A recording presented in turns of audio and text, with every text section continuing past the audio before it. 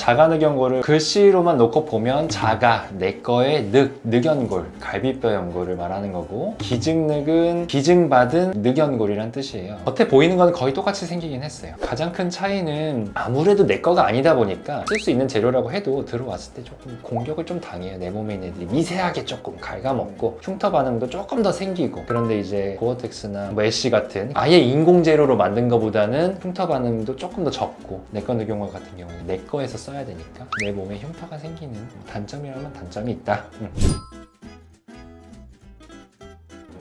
맞아요. 보통은 자가늑연골이 더 비용이 높기도 높죠. 기증늑연골 자체는 이제 그 들어온 재료를 그냥 이렇게 잘라서 쓰기만 하면 되는 좀 편한, 수술 시간도 좀 더 짧고 그런 좀 편리한 측면은 조금 더 있어요. 내꺼 늑연골은 추가적인 과정이 좀 필요하죠. 여기 흉터도 조금 작지만 생기고 그거에 대한 시간이 더 많이 투자가 되기도 하고, 그래서 비용이 좀 더 올라가는 것도 있고, 결과적으로는 자가늑연골이 최종적인 모양에 있어서는 더 좋아요. 기증늑이랑 자가늑 두 가지가 있는데 네. 원장님은 환자들한테 자가늑으로 하세요 라고 하시는 편이에요? 그건 이제 조금 환자 상태에 따라 좀 많이 다르기는 해요. 그러니까 내가 보는 세 가지 조건이 있는데, 일단 피부 늘어나는 정도를 확인을 해봐서 피부가 질기냐 안 질기냐, 그 다음에 코를 이렇게 만져봤을 때 비중격, 그게 튼튼하냐 약하냐, 그리고 마지막으로는 코 속에서 비중격으로만 수술을 할 정도로 비중격 연골이 큰지 작은지, 그 세 가지를 저는 보통 보고, 그 중에 한 두 가지 정도만 조금 부족해도 저는 자가늑연골을 권하는 편이기는 해요. 예를 들어서 코 안에 있는 비중격이 되게 크기가 크다, 피부도 어느 정도 중간중간 말랑말랑하고 만졌을 때도 막 엄청 약하진 않아, 그러면은 두 가지는 괜찮으니까 하나만 좀 부족하면 코 안에 있는 비중격 하나랑 기증늑연골 정도 하나, 이렇게 해서 두 개 정도 수술하면 어느 정도 안정성 있게 좀 나오고, 근데 피부도 엄청 질긴데 쓸 수 있는 비중격도 크기가 작다, 그러면은 보통 자가늑연골로 권하는 편이에요, 저 같은 경우는. 그리고 자가늑연골로 이제 하기로 했는데, 갈비뼈 연골 엑스레이를 찍어봤을 때 석회화로 변해서 자가늑 사용 불가 판정이 나가는 경우가 있어요. 그런 경우에는 어쩔 수 없이 그냥 기증늑연골로 수술을 해요.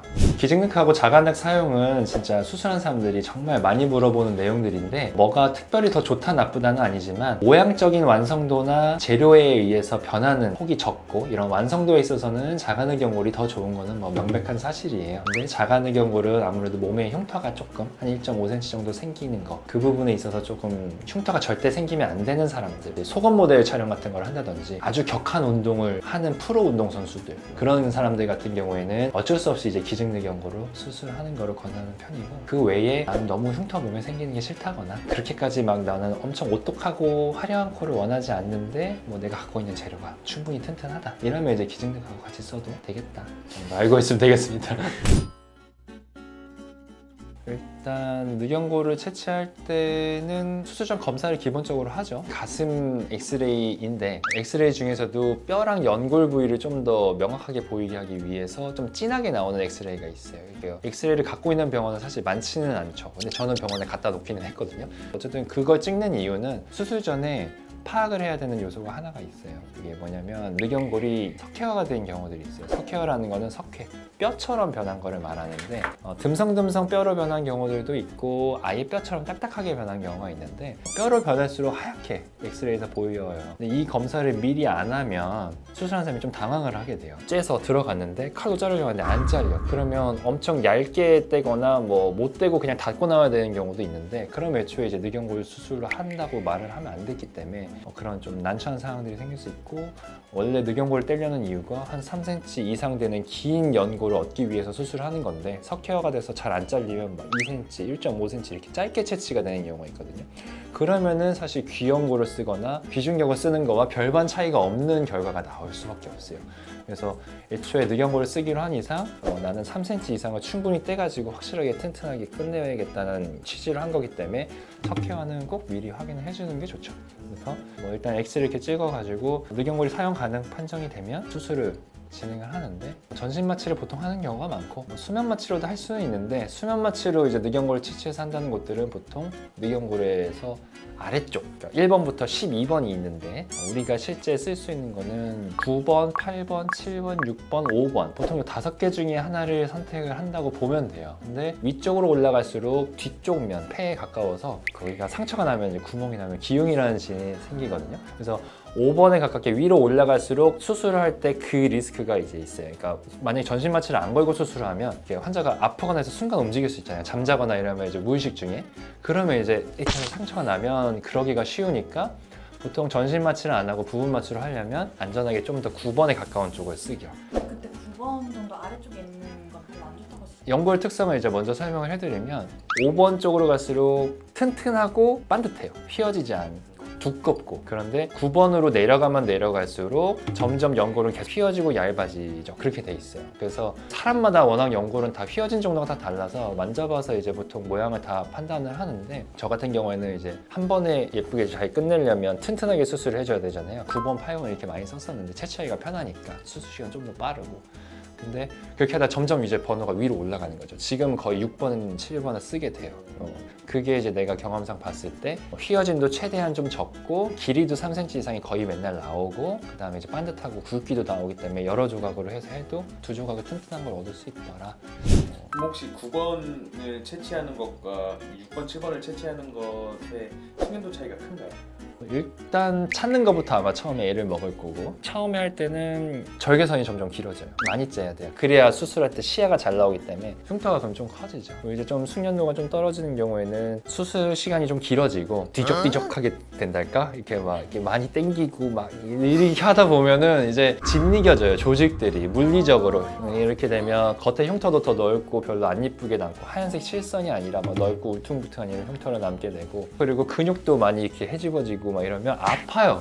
그런 거 같아요. 근육이 아파요. 그래서 수술하고 나서 너무 많이 아팠다는 경우는 사실 좀, 병원들마다 자가내경골 수술을 다 한다고는 하지만 차이가 발생을 하는 이유는 이 자가내경골을 충분한 길이로 채취해서 반듯하게 이걸 다 작업을 해서 휘어지지 않게 재료를 준비하는 과정이 되게 중요하거든요. 뭐 3cm도 안 되게 막 1.5에서 2cm짜리 그렇게 채취를 해서 쓰면 비중격 쓰는 거랑 거의 똑같은 거예요. 별반 차이가 없어요. 길이를 이제 충분히 3cm 정도는 되게 채취를 해줘야 우리가 얘기하는 자려하고 화려한 코를 만드는데 제대로 된 기능을 할 수 있는 늑연골을 준비를 할 수가 있다.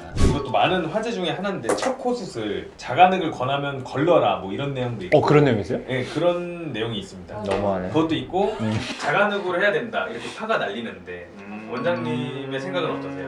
저는 첫 수술에 자가늑을 써야 되는 경우들이 되게 많아졌다고 생각을 해요. 저라고 뭐 무조건 다 자가늑을 쓰는 건 아니기 때문에 환자 케이스마다 다른데, 과거 엄청 자연스럽게의 기준이 조금 낮았던 시대에는 필요가 없었죠. 근데 지금 요새 스타일은 자연스럽다 기준이 너무 다들 자려한 내지는 화려한 이상으로 기본 포인트가 잡혀있기 때문에 첫 수술에 자가늑을 써야 되는 경우들이 생각보다 많아요. 그래서 저는 첫 수술에 자가늑을 뭐 써야 되면 첫 수술에 해야 된다 주의죠. 네. 우리나라 사람들이나 이제 베트남 사람들 같은 경우에는 비중격이 되게 작아요. 약하기도 약하고 코 속에 지지대 틀처럼 쓰는 곳인데, 여기 해골 모형에서 보면 지금 가운데 요 비어있는 공간이 있죠? 여기에 판 형태의 모양으로 비중격 연골이 위치하고 있어요. 제가 이거 모양을 그냥 보여주면 어떤 식으로 생겼냐면, 이게 속에 이런 식으로 이제 연골판이 이렇게 속에 있는 거예요. 비중격 연골이라는 게 이렇게 있어요. 이제 피부가 여기를 이렇게 덮고 있는 거죠. 이렇게 여기까지. 그래서 여기에서 일부 안쪽 여기를 오려내서 쓰는 거예요. 니은자, L자 모양을 남겨놔요. 이렇게 틀을 남겨놓고 오려낸 이 조각을 이렇게 연장을 해서 꼬매주는 거예요. 그리고 피부가 얹어지는 거라고 보면 돼요. 이걸 비중격 연장 수술이라고 해요. 이렇게 수술을 하는데 이 연골 자체가 작아요. 우리나라 사람들이. 그래서 이 오려낼 수 있는 조각이 실제 이 정도 나온 사람들도 많아요. 이게 한 1.5cm 정도 되거든요. 1.5cm는 기능을 못해요. 이렇게 수술을 하면 이 접촉면이 지금 엄청 좁죠. 이게 이렇게 되면 코코 떨어지는 거거든요. 이해가 가죠. 이게 모형이 있으면 이게 편해. 그래서 이렇게 좁으면 근데 안정성을 맞추자니 요거밖에 못 올려요. 이렇게. 이건 코코시 거의 안 올라가요.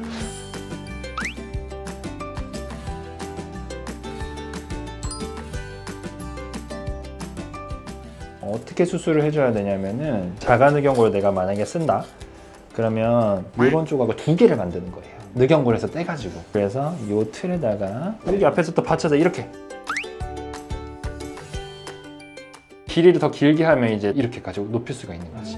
이렇게 해놓고 여기 끝에다가 이제 코 조각 연고를 이제 오려가지고 올려주는 거예요. 이렇게 쪼가리를 이렇게 코끝까지. 탑을 더 쌓을 수도 있는 거지, 이렇게. 이 작업을 되려면 기본적으로 이렇게 크고 튼튼한 긴 연골이 필요한데 우리나라 사람들은 비중격에서 오려서는 이 크기가 안 나와요. 귀는 이거보다 더 작아요, 보통. 귀를 거의 없앤다 생각하고 오려내도 2cm가 안 돼요. 구조적으로 높게 올리기가 좀 어렵죠. 올리려면 약하게 올릴 수밖에 없고. 가끔 근데 한 100명 중에 2~3명 정도는 서양인들처럼 이 안에 오려낼 수 있는 연고도 진짜 큰 사람이 있어요. 이 정도 사이즈가 되게 비중격이 채취가 돼서 나오는 사람들이 있어요. 축복받은 코들. 그래서 만약 수술 안 한 연예인들 중에 되게 코가 높고 예쁜 사람들, 막 이런 사람들은 거의 비중격이 그냥 애초에 커서 코가 그냥 모양이 예쁜 경우들이 많아요. 요새 스타일대로 코끝을 올리려면 길고 큰 튼튼한 결과 필요해서 작아는 경고를 써야 되는 경우가 되게 많아졌다. 알고 계시면 돼요. 저는 전부 다 이제 CT를 보고 설명을 드려요. CT를 찍으면 이 비중격의 크기가 다 보여요. 그 크기가 작은데 화려하고 높은 위치까지 원하는 사람들은 무조건 첫 수술엔 자가능을 써야 돼요. 이게 충분히 큰 사람들은 비중격이랑 기증력을 같이 쓰는 방법도 있고, 비중격이 진짜 축복받아서 큰 사람들은 비중격으로만 수술해도 돼요. 자기의 상황을 정확하게 파악을 해가지고 내가 가려는 코끝의 위치를 정한 다음에 재료를 선택을 하면 돼요. 감사합니다. 해놓은 게 주로 자가능 연골로 수술을 많이 하다 보니까 그거의 상태를 좀 잘 보기 위한 장비가 또 필요하기도 했어요. 여기 있는 부분에 엑스레이를 이제 찍는 거죠. 뼈 근처에 있는 연골이 뼈로 변했는지 볼 수가 있어요. 그거를 보기 위해서 찍은 거예요. 물론 없어도 수술을 하려면 할 수는 있어요. 근데 다른 원장님이 수술하는 환자였는데 낭패를 처했던 상황을 본 적이 한 번 있어요. 보통 이제 엑스레이가 없으니까 자가능 연골 잡아서 수술을 들어갔죠. 전신 마취 이제 다 걸고 환자한테도 설명해주고 수술하려고 여기 딱 이렇게 절개를 해가지고 연골을 이렇게 딱 자르려고 칼을 메스를 때 이렇게 딱 대는데 팅 튕겨요. 안 잘려. 칼이 안 들어가. 그렇게 그 정도 바뀌어요. 이거 왜 이렇게 봤더니 석회가 변한 거예요. 그래서 그때는 어쩔 수 없이 그 절개 부위를 그대로 놓고 옆으로 더 당겨가지고 예를 들어 7번을 떼고 있었다. 그 밑에 8번 위치를 이렇게 끌어내려가지고 봤는데 걔도 딱딱하네? 그래서 그 위로 올렸어요, 이렇게. 근데 위에도 다 딱딱하게 변해있어요. 진짜 난처하죠. 그 환자는 결국 아까 어떻게 됐냐면 그냥 닫았어요. 연골 못 떼고 그냥 꿈에 닫았어요. 그리고 보호자 불러서 보호자한테 설명해서 어쩔 수 없이 그냥 상황이 이렇다 설명해주고 이연골이나 이러면 이렇게 세치해가지고 약하게 좀 수술할 수밖에 없었죠. 네. 특징적으로 그렇게 전체가 뼈로 통으로 다 뼈를 변한 사람들은 특징이 좌우 전체가 다 변해 있는 경우가 대부분이에요. 엑스레이가 굉장히 중요한 거죠. 늑연골을 쓸 때는 중요하죠. 대형 병원에 있을 때는 다 그거를 이제 보통 보는 게 습관화가 돼 있긴 해요. 구독! 이렇게 우리가 엑스레이에서 보면은 하얀색이 뼈예요. 엑스레이는 검은색이 공기, 갈비뼈 연골이 이렇게 위에서부터 1번, 2번, 3번 쭉 내려오는데 여기 이렇게 뼈가 오다가 끊기거든요. 여기서 끊기고 연골이 여기서부터 이제 시작을 하는데 그 연골 부분이 뼈를 변해 있는 사람은 이렇게 뼈처럼 하얗게 보여요. 뼈처럼 보이면 안 되는 부위에 뼈처럼 보이는 게 있으면 그 위치에는 뭔가 뼈로 변해 있구나 알고 있는 거죠. 근데 그 뼈로 희끗희끗하게 변한 정도가 좀 옅고 개수가 많지 않고 좀 흐리게 돼 있다 이러면 조금 돼 있을 거니까 그냥 쓴다 이건데, 이게 처음에 이제 경험이 없는 사람들은 조금 변해 있는 정도도 판단을 내리기가 쉽지 않은 선생님들도 많을 거예요. 경험이 별로 없으면. 석회화가 조금 있긴 있는데 이게 쓸 수 있을 정도의 석회화인지 아닌지 해보지 않으면 모르죠.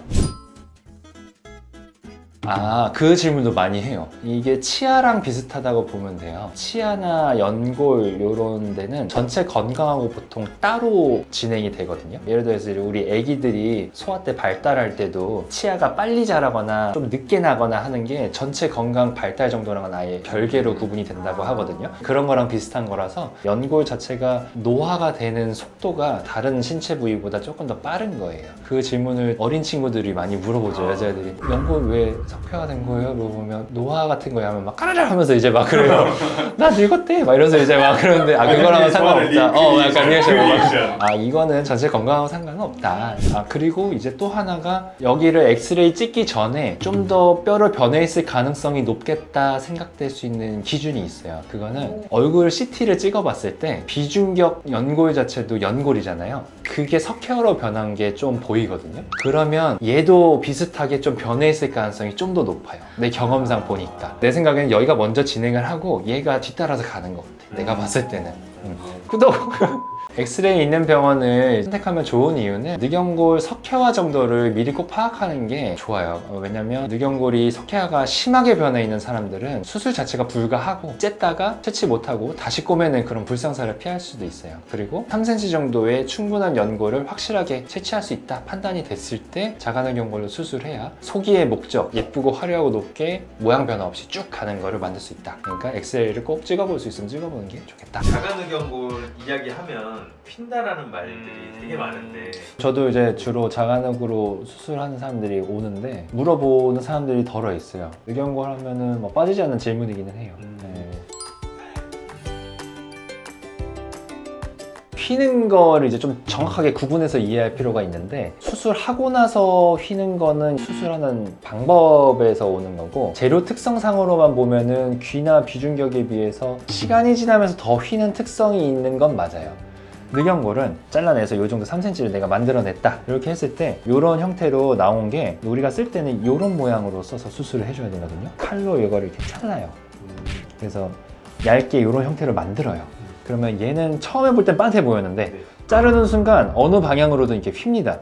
그래서 이게 심한 사람들은 S자로도 휘고 비틀리기도 하고 이상한 모양으로 휘고 막 심한 사람들은 쭈글쭈글해지기도 하고 못 쓸 정도로 되기도 하고 막 그래요. 이걸 이제 와핑이라고 하는데 두 가지 형태의 휨이 있는데 초기에 오는 거, 그 초기에 오는 건 30분 정도 동안 진행이 된다고 얘기를 하고 길게 지나면서 변하는 건 한 달 이상 정도에서 계속 진행이 된다 말을 하는데 한 달 이상부터 지나는 거는 확인하기가 힘들어요. 왜냐면 수술해서 삽입을 해놓은 상태로 또 확인하기 위해서 째서 안에가 이 사람이 얼마나 휘었나 확인해줘야 되는데 이게 물리적으로 힘들잖아요. 그렇기 때문에 이제 데이터가 없어서 사실 그거는 정확치는 않고 초기에 휘는 그 와핑은 딱 채취해가지고 물에 틱 담궈 놓으면은 계속 휩니다.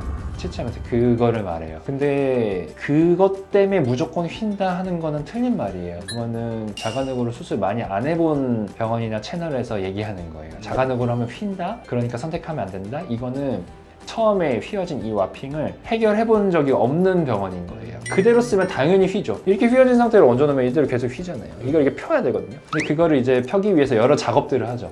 휘게 만드는 요인들을 파악해서 제거해서 잘라내고 얇게도 만들고 휘어진 쪽을 계속 이제 칼로 얇게 깎아요. 그래서 점점 모양이 계속 피고 걔를 다시 또 물에 담궈놓고 계속 휘거든요. 그걸 이제 계속 깎아서 편 모양으로 안 변한 데까지 둬야 돼요. 그 상태로 써야 됩니다. 교과서에서 휜 연골을 처리하는 방법이 몇 가지가 있어요. 이렇게 휘어져 있으면 휘어져 있는 반대쪽에 이렇게 칼집을 조금 내서 펴라. 뭐 이 정도 내용은 있어요. 근데 늑연골은 그렇게 해서 절대 안 펴집니다. 깎아야 돼요. 그거는 되게 지극히 수학적인 원리예요. 그래서 이거를 최대한 만들고 만약에 그래도 아주 미세하게 조금 휜 게 남았다 그러면 이제 어떻게 하냐면 뭐 이건 영업 비밀인가? 아무튼 또 원래 얼굴이 많이 휘어져 있어서 휜 상태로 높여야 되는 사람들이 간혹 있어요. 안면 비대칭이 좀 많이 심한 사람들. 그런 사람들은 애초에 수술 전에 다 설명을 이제 하고 하는 거라 수술 후에 더 휘어지는 건 아니고 그냥 똑같은 높이로 그대로 올렸는데 수술 직후에 빠듯하게 대놨는데 시간이 지나면서 이렇게 눕는다? 이거는 수술을 제대로 해주면 그런 일이 사실 거의 없어요. 그래서 이거는 좀 동의할 수가 없는 부분이긴 하죠. 네. 수술 후에 휘는 것 자체가 늑연골이라고 더 휘는 건 아닌 것 같아요. 제가 볼 땐. 왜냐면 비중격이나 귀를 쓰더라도 피부가 이렇게 늘어나서 이렇게 텐트처럼 누르는 거잖아요. 이게 한쪽으로 어느 정도 이렇게 가는 거거든요. 그래서 꼭 늑연골이라고 해서 더 휘는 게 아니고 늑연골을 반듯하게 해서 다 해놔도 갖다 붙이는 과정에서 요거를 각을 잘 안 맞춰주면 한쪽으로 이렇게 기우는 거예요. 눌리면서. 그래서 늑연골을 쓰면 와핑 때문에 더 많이 휜다? 이거는 아닌 것 같고 덜 휘면 덜 휘었지 그건 좀 논리적으로 안 맞는 것 같아요. 내가 봤을 때. 원장님은 코수술을 단 한 번에 끝낼 수 있다 라고 주장하시는 거죠? 맞아요.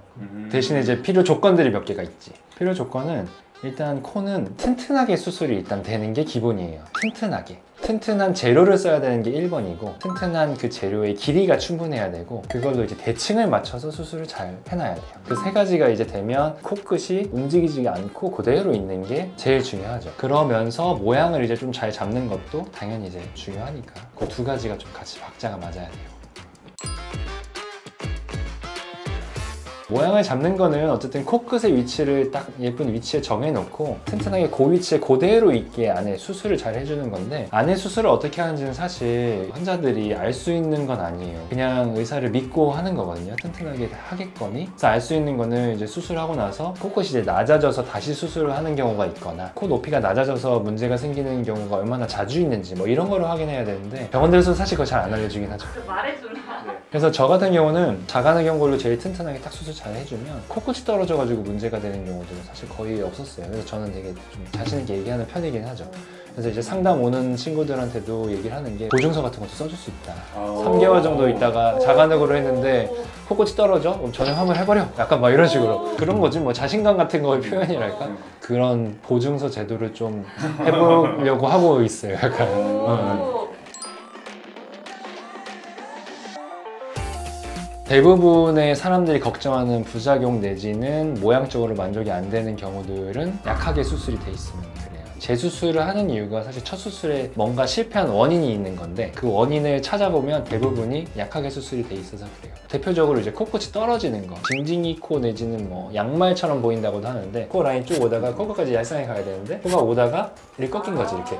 양말코라고 하는데 요새는 지나다니다 보면 꽤 보여요. 코 라인은 옆에서 봤을 때 코끝까지 조금은 올라가거나, 남자들은 거의 직선처럼만 떨어지면 되는데 그 위치보다 이제 내려가 있으면은 코끝이 보통 떨어지는 거죠. 대부분이 코끝이 약할 때 생기는 문제예요. 코끝이 떨어져서 좀 뭉툭하게 보이는 거 1번, 그 다음에 두 번째는 휜 거, 코끝이 휜 거. 예를 들어서 들어봤을 때 비주가 이렇게 되는 사람도 있어요. 이렇게 되거나. 그러면 이게 높이도 낮아지거든요. 왜냐면 피부가 늘어나다가 얘를 이렇게 누르는데 못 버티고 이렇게 휘는 거죠. 이렇게. 콧구멍도 짝짝이가 더 심해지고 비주도 휘면서 옆에서 봤을 때 높이도 낮아지고, 얘가 튼튼하지 않으니까 이 늘어난 코끝 피부가 짓이겨서 누를 때 이걸 못 버티고 이렇게 버티고 휘는 거예요. 네. 어떻게 수술해주냐, 얼마나 튼튼한 재료를 해줬냐, 그게 중요한 거죠. 재수술이 없게 수술하는 이제 가장 중요한 건 튼튼한 재료로 튼튼하게 대칭을 맞춰서 수술을 해주는 건데, 이거는 사실 환자들이 정확히 알기는 힘들어요. 결과로서 보여줘야 되는데, 저 같은 경우에는 3개월 이내에 코끝이 떨어지면 나 다 환불해줄 정도의 의향이 있을 정도로 보증서 제도도 지금 생각을 해서 준비를 하고 있거든요. 적어도 늑연골을 써가지고 수술을 했는데 코끝이 떨어져서 다시 수술하는 일은 없게 하려고 하니까, 그 부분은 여러분들이 판단을 하면 되겠습니다. 이렇게 하면 되나? 판단을 하면 되겠다? 어떻게 하지?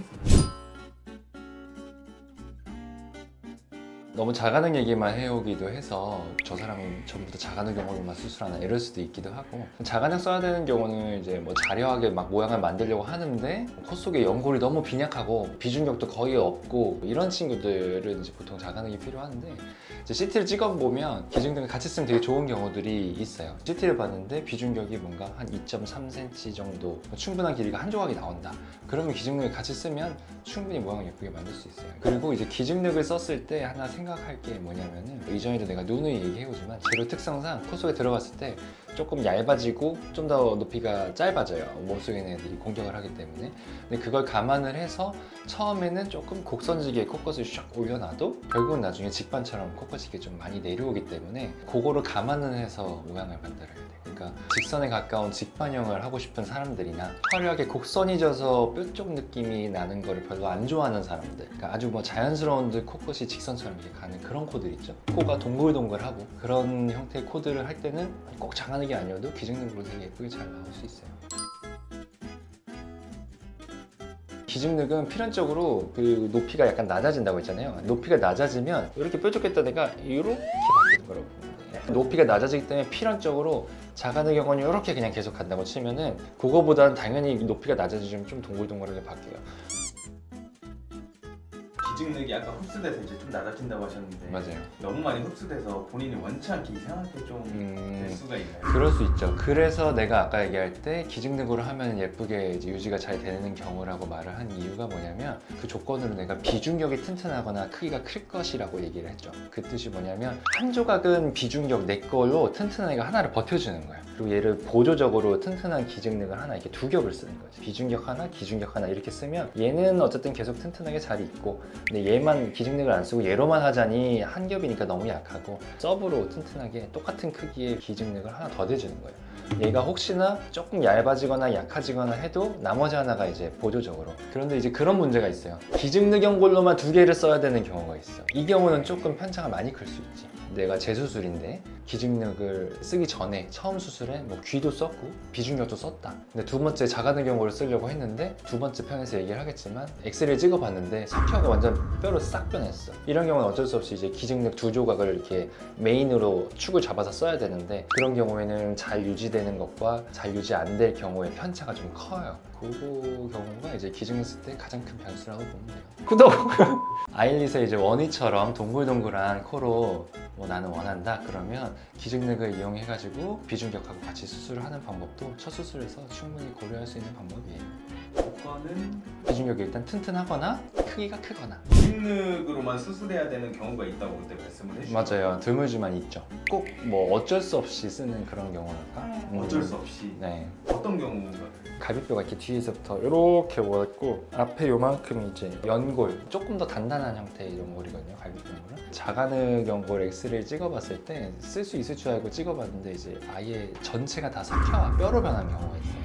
그러면은 쓰고 싶어도 쓸 수가 없어요. 칼로 잘리지가 않아요. 톱으로도 잘리지가 않고 그런 경우에는 꼭 엑스레이를 찍어서 봐야 돼요. 안 그러면 어떤 경우가 생기냐면 지금 쓸 수 있을 줄 알고 엑스레이를 안 보고 그냥 쭉 째가지고 채취하려고 했는데 변형이네? 이렇게 되면 칼로 안 잘려.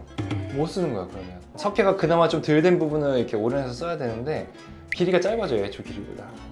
그러면 뭐 예를 들어 3cm가 필요했었는데 1cm밖에 못 돼. 이건 뭐 기능을 못 하지. 그럴 거면은 의미가 없지. 그런 경우는 어떻게 하냐면 수술하기 전에 동의서 쓸 때 혹시 이렇게 뼈로 변해 있으면 기증능력으로 그냥 대체해서 쓴다 정도 미리 설명을 그냥 하고 이제 보통 수술을 하게 되죠. 그런 거 한번 겪어본 사람들은. 근데 나는 그것도 싫어가지고 그냥 엑스레이 미리 찍어버리지. 그러면 다 보이니까. 구독! 그 경우에는 어쩔 수 없이 이제 기증력으로 써야 돼요. 그리고 전편에서 얘기했듯이 예상한 모양보다 곡선을 좀 더 만들어서 이 기증력이 조금 꽤 많이 떨어지더라도 이런 코끝 떨어진 이상한 모양이 되지 않게 라인을 잡아야 돼요. 코 모양이나 이런 거를 떠나서 직업적인 거 특성 같은 거 예를 들어 속옷 모델 뭐 이런 친구들이 있지. 흉터가 보이면 안 되는 사람들 있잖아요.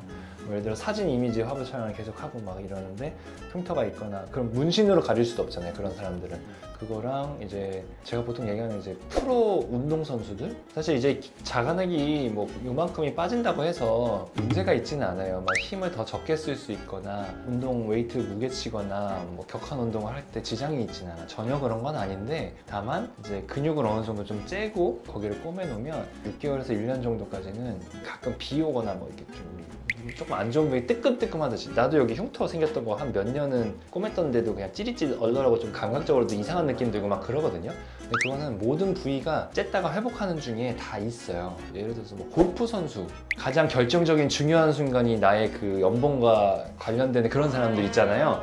그런 분들은 여기를 굳이 써서 약간 이렇게 좀 불편한 기간이 한 6개월에서 뭐 이렇게 좀 뜨끈뜨끈 할 수 있잖아요. 그러면 뭐 약간 이렇게 될 수 있으니까 그거는 좀 판단을 맡기는 편이긴 하지만 꼭 필수적인 경우 아니면 많이 안 권하긴 해요. 그런 직업적인 경우. 구독! 기중력으로 수술해야 되는 경우가 자가능 연골이 석회화돼서 못 쓰는 경우에 어쩔 수 없이 써야 되는 경우라고 보면 되고 겉에 흉터가 문제되는 직업을 갖고 있거나 아니면 이제 프로 운동선수여서 그 부분에 수술하는 게 약간 영향이 있을 때 그런 경우는 이제 기중력을 쓴다고 보면 되고 기중력을 사용하는 거에 있어서 너무 걱정할 필요는 없어요. 그 모양을 어떻게 할지 오똑한 정도 이런 걸 나랑 잘 상의해서 정하면 기중력으로 수술해도 예쁘게 잘 할 수 있습니다. 첫 번째 수술 때 제일 중요한 것들은 내가 이전 편들에서도 계속 얘기를 하지만 가장 중요한 건 기본적으로 골격 속에 튼튼하게 해놔야 코는 변화가 없이 그대로 있어주면 모양 변화가 없고 코끝이 모양이 변화가 없어야 두 번 수술을 안 해요. 그건 일단 기본이고 그거 플러스 모양적인 상담을 첫 수술 때는 특히나 내가 잘 해야 돼요. 왜냐면 그대로 모양을 잡아놨는데 내가 지내다 보니까 이게 좀 나한테 안 맞는 것 같다든지 좀 별론 것 같다 이렇게 되면 또 모양을 바꾸려고 두 번째 수술을 하다가 이제 두 번째 수술 때 좀 제대로 잘 안 되거나 뭐 잘 해주지 못하는 데서 했거나 뭐 어떤 이벤트들이 있어서 코 모양이 예전보다 더 못하게 바뀌었거나 이렇게 되는 경우들이 또 매번 있을 수 있거든요. 그렇기 때문에 첫 수술을 한 번에 제대로 끝내려면 상담을 할 때 내가 원하는 모양 예뻐질 것 같은 모양을 정확하게 좀 파악을 하는 게 중요하고 그거에 맞춰서 수술을 튼튼하게 빼놓는 게 두 번 수술을 안 하는 방법이라고 생각을 해요. 가장 중요한 게 첫 수술할 때는 모양을 잡을 때 누락되는 게 있으면 안 돼요. 측면 절골을 해줘야 되는 코인데 앞에 복코가 되게 심해가지고 복코만 확 눌러줬어.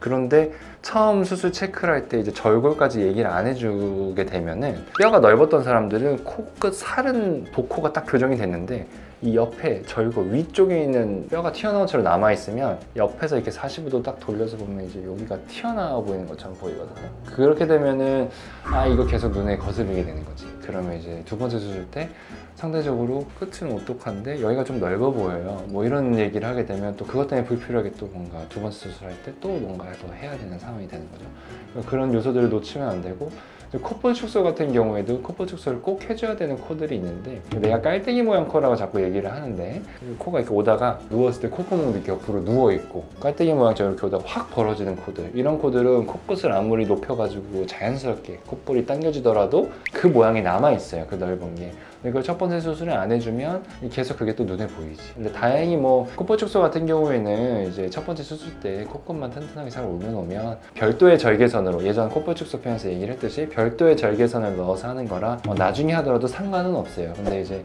한 번에 했으면 굳이 뭐 두 번 힘들게 수술대에 누울 필요는 없었으니까 첫 번째 그런 플랜들을 잘 체크해주는 게 중요하겠죠. 구독!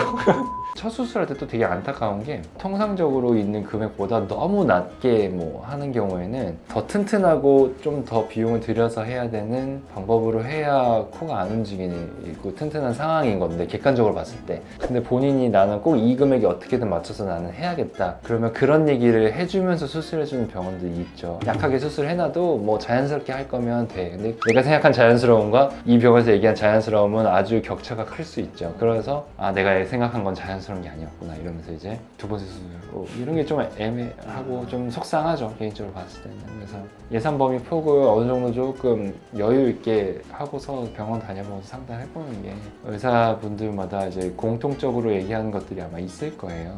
너는 비중격이 약하다, 뭐 비중격이 작다, 뭐 약간 그런 것들. 근데 비중격이 내가 작고 약할 때는 엄청 적은 금액으로 뭐 이렇게 간단한 재료로 간단하게 해선 좋아질 수 없다는 걸 받아들여야 돼요.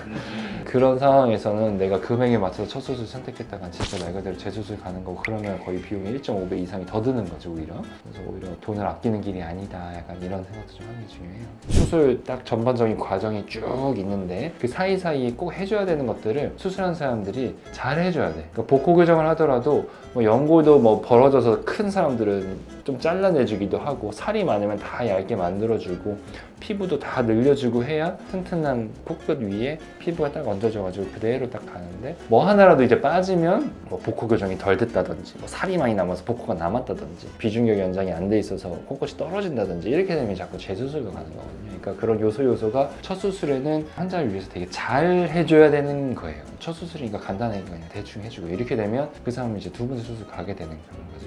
그래서 좀 첫 번째 수술은 특히나 좀 수술해주는 사람이 환자를 위한 마음으로 잘 해줘야 돼요.